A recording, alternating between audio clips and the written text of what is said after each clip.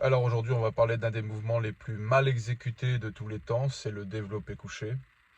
C'est un mouvement extrêmement dangereux, c'est un mouvement très technique, c'est un mouvement compliqué à comprendre, à interpréter dans le temps, dans l'espace. On a du mal à contracter les muscles avec au départ, on ne sait pas trop comment se placer, comment placer les mains, les coudes.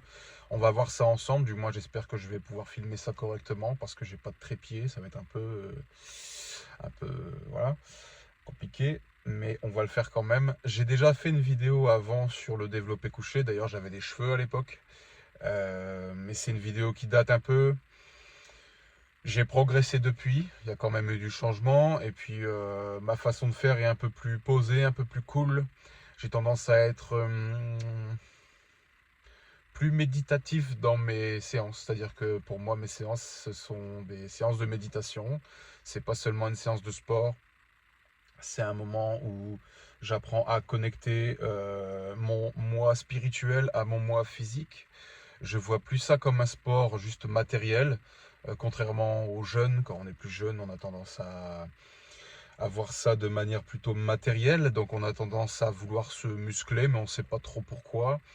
Moi, quand j'ai commencé la muscu, c'est pas moi qui ai choisi la muscu, c'est la muscu qui m'a choisi. Je savais vraiment pas vraiment, je savais pas pourquoi j'étais là, mais j'ai senti comme une énergie, un truc, une énergie créatrice qui m'intéressait. Voilà, c'est plutôt pour ça que je fais de la musculation aujourd'hui et non pas pour paraître.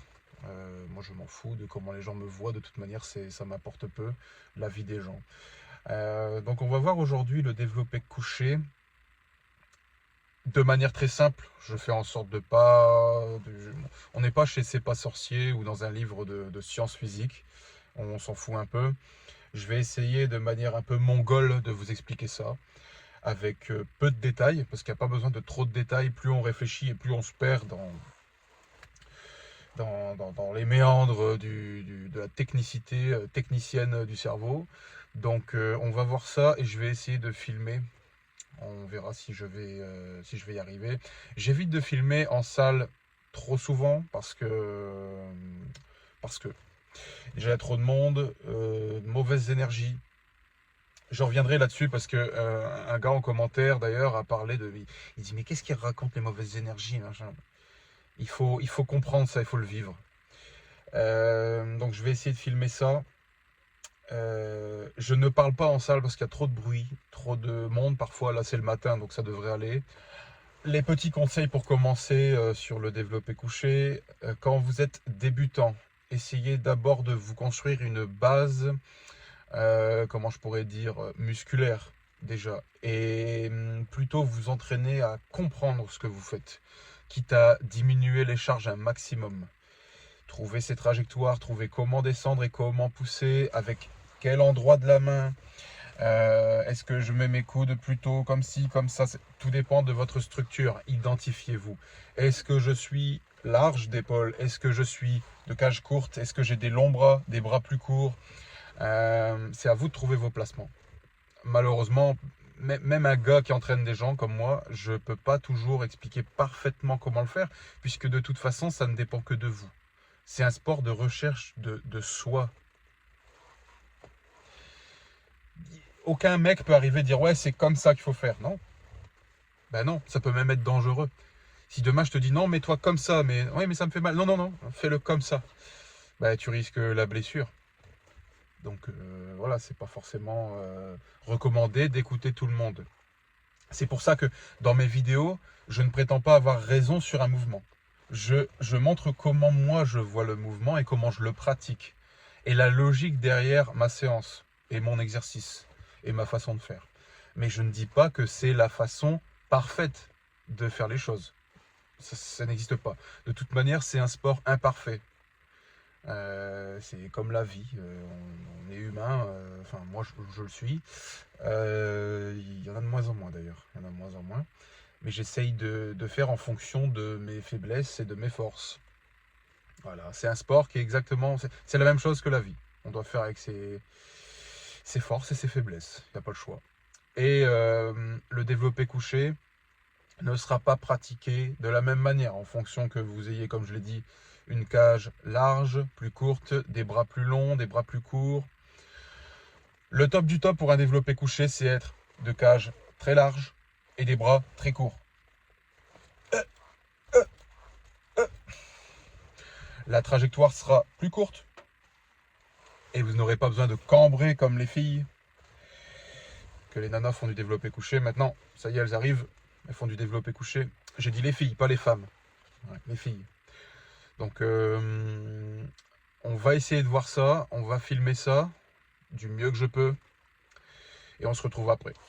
Alors pour le coup j'ai eu du bol, il n'y avait pas de monde et il n'y avait pas de musique. Donc on est en mode ASMR Gym, ASMR Economy Fitness 2024, donc ça c'était génial. J'ai pu faire ça comme je voulais. On va parler ici de l'ancrage, ce qu'on pourrait appeler un ancrage. Alors le principe est très simple, c'est stabiliser le corps de haut en bas, de long en large, pour éviter les soucis et surtout pour performer dans les meilleures conditions. Donc, d'ailleurs, on peut constater que le mollet est bien contracté, ça c'est formidable. Franchement, c'est beau à voir. Pour faire simple, vous devez ritualiser ce genre de truc. Donc parfois, il y en a qui se dévergondent, là, ils se mettent dans toutes les positions possibles pour se mettre en place. Bon, c'est bien, c'est un rituel assez sain, ça permet de se stabiliser.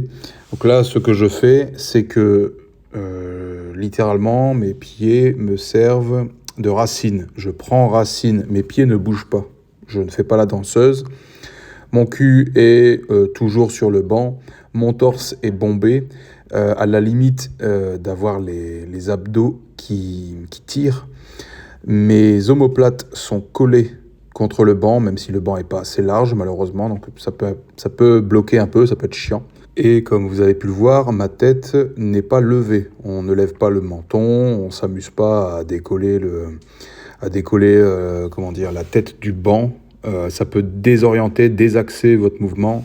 C'est vraiment pas intéressant. Et puis c'est à éviter, parce qu'il peut y avoir des petits soucis au niveau du mouvement, en fait. Tout simplement, vous pouvez vous retrouver avec la barre un peu plus loin, en dessous des tits, des tétons. Donc, c'est pas vraiment le truc recherché. Alors, après mon échauffement, parce que là, c'est pas mon échauffement, hein, c'est l'échauffement du bench. Donc là, je suis déjà échauffé avant. J'ai échauffé mes muscles, mes articulations bien avant. Donc, ici, je vais faire du 15-20 reps avec toutes les prises que j'ai l'habitude de faire, c'est-à-dire une prise médium, on va dire, serrée et un peu plus large. Là, ici, on est sur une prise large, pour moi. Donc voilà, on serait sur une prise médium ici. De toute façon, c'est simple. Vous vous repérez grâce aux bagues. Vous voyez les petites bagues, là, c'est sur toutes les barres d'haltérophilie. Dans tout l'Occident, c'est pareil. Même en Orient, c'est la même chose. Là, ici, je suis sur une prise très large. Vous voyez bien qu'un truc ne fonctionne pas. Là, je vais être sur une prise très très large, ce que je vois tous les jours. Et là, je vais faire une pause là-dessus. Alors, c'est ni plus ni moins le bench et le squat et le deadlift, hein, bien sûr. C'est ni plus ni moins qu'un cours à la con sur les actions mécaniques, la mécanique des forces, tous ces trucs-là. Donc, je ne vais pas vous refaire un cours, mais dans l'idée, une charge descend en direction d'un certain point. Donc, il faut trouver la descente optimale par rapport à ces leviers, donc la longueur de l'avant-bras, de l'humérus, etc. Comment lever de manière le plus logique et optimale possible. Ce que je veux dire par là, tout simplement, c'est que je serai beaucoup plus fort avec une prise à peu près rapprochée qu'une prise très large qui va juste ne faire qu'étirer, que surétirer le pec et de me blesser. Pour faire très simple, petit repère, vos deux avant-bras doivent faire une parallèle ensemble. Le plus possible, bien sûr, même si c'est pas parfait, c'est pas grave. Le but, c'est vraiment de se rapprocher d'une parallèle pour éviter justement d'être dans une position qui engage de manière un peu monstrueuse les pectoraux. Parce que là, on parle du bench, donc c'est pas uniquement un mouvement pec, faut le savoir.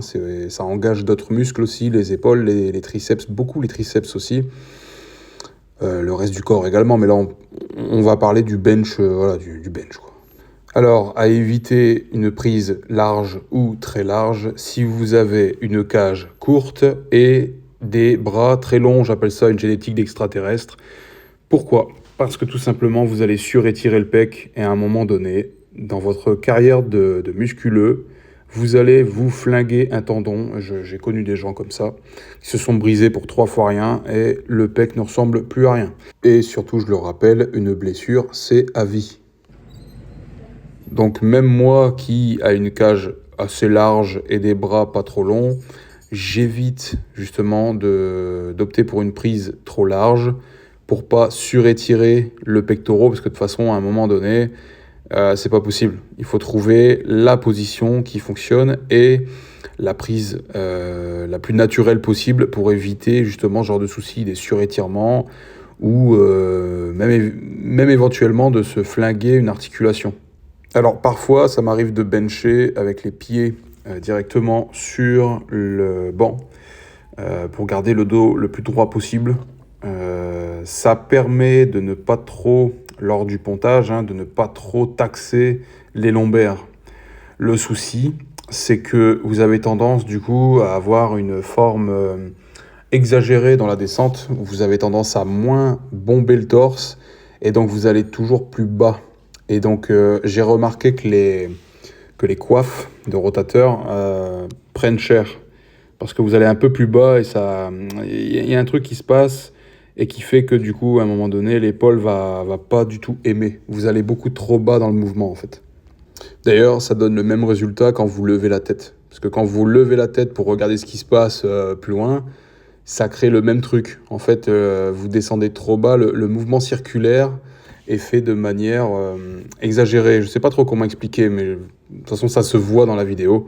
Ça se voit clairement que l'épaule va trop vers l'arrière et à un moment donné, ça va créer des frictions et c'est vraiment pas top pour l'épaule. Comme vous avez pu le voir, bon, j'ai pas tout filmé parce que sinon ça allait être un peu gênant.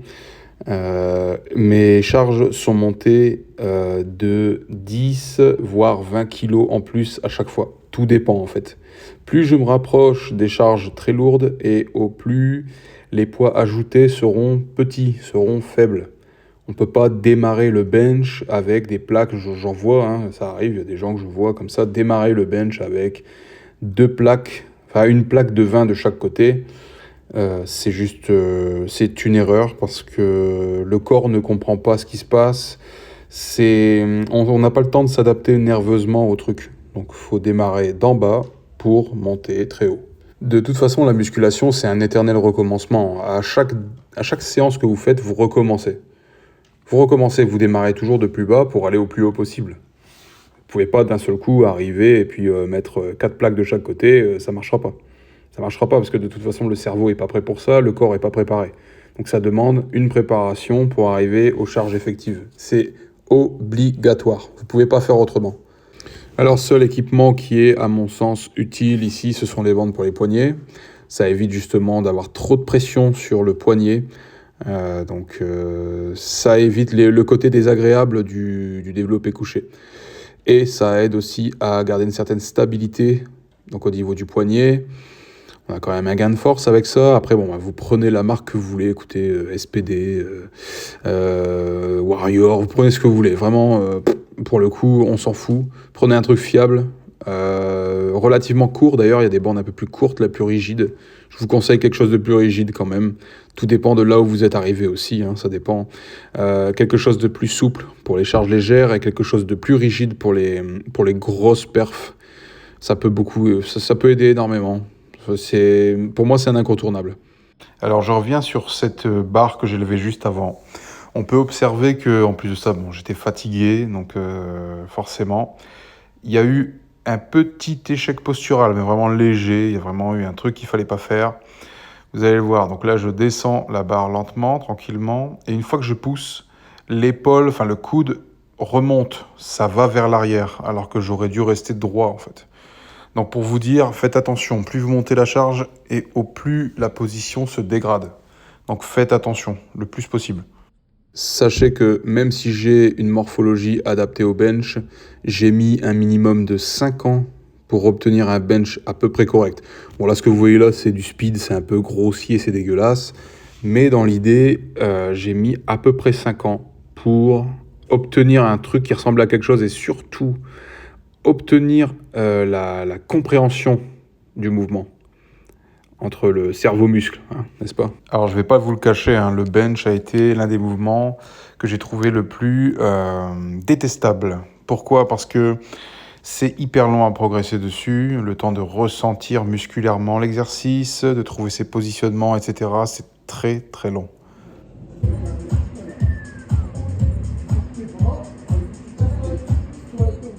Je vais pas faire une vidéo trop longue, ça l'est déjà assez. Il faudrait au moins 5 heures pour parler du bench complètement. Parce que j'ai loupé quelques détails, c'est juste pour expliquer ça de manière simple. Que ce soit pour les débutants ou les gens qui connaissent pas vraiment le bench, le développé couché plutôt. Donc j'écourte le truc, histoire de pas rentrer trop dans le détail. Parce qu'après on a tendance à se doxer, on rentre dans trop de détails. Et mon dernier conseil pour vous, les gars, c'est déjà de vous écouter vous-même pour commencer et d'éviter de prendre trop de trucs de droite à gauche. Écoutez-vous d'abord vous-même, c'est le plus important. Personne d'autre que vous-même peut mieux interpréter le mouvement que vous. Voilà, donc c'est pas un de vos potes qui peut vous dire ce que vous devez faire à votre place, c'est pas possible. On peut vous orienter, on peut vous conseiller, mais les conseilleurs ne sont pas les payeurs. Donc si vous écoutez des conneries et que vous faites les conneries, il peut se passer des bricoles. Voilà, il peut se passer des trucs, vous allez avoir des emmerdements, il faut faire attention.